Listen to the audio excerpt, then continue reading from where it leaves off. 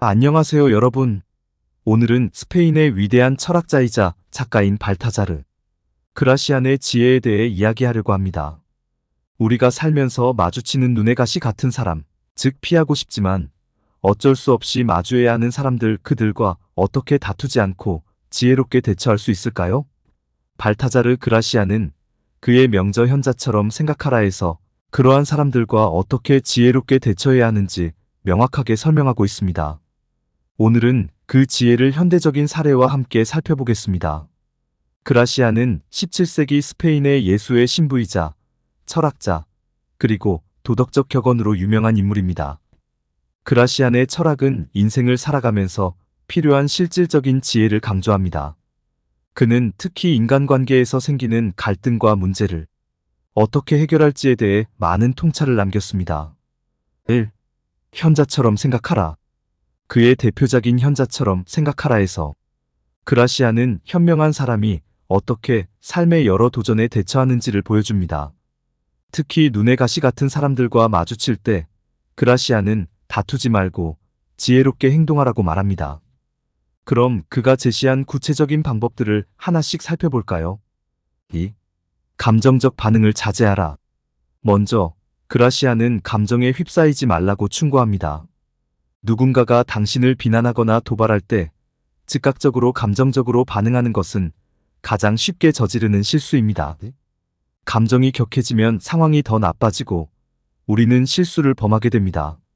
현대 심리학에서도 감정을 통제하는 것이 갈등 해결의 핵심이라고 강조하죠.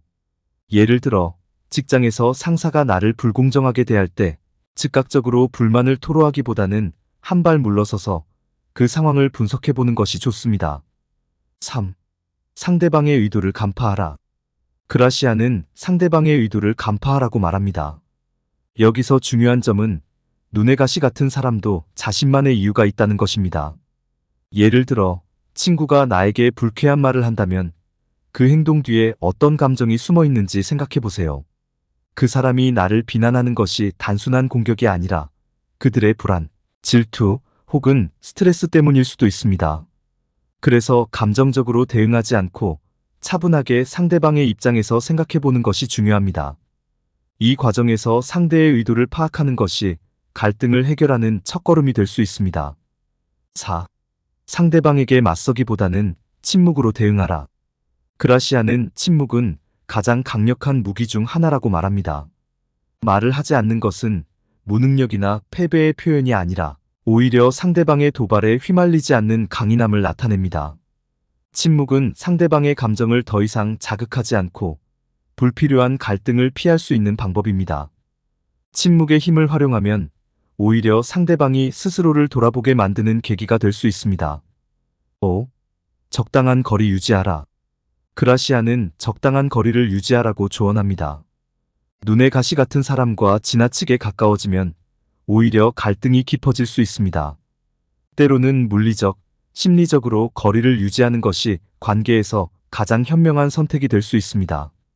예를 들어 직장 동료나 상사와 자주 마찰이 생긴다면 가능한 한 업무 외에 개인적인 접촉을 줄여보세요. 그 사람과 지나치게 엮이지 않고도 프로답게 업무를 처리하는 것이 가능합니다. 6. 필요한 순간을 기다리라. 그라시아는 필요한 순간을 기다리라고 말합니다. 모든 갈등은 시간에 따라 변화합니다. 우리는 때로 시간이 문제를 자연스럽게 해결해 줄 수 있음을 믿어야 합니다. 때로는 시간을 두고 문제를 지켜보며 가장 적절한 순간에 대응하는 것이 훨씬 더 효과적입니다.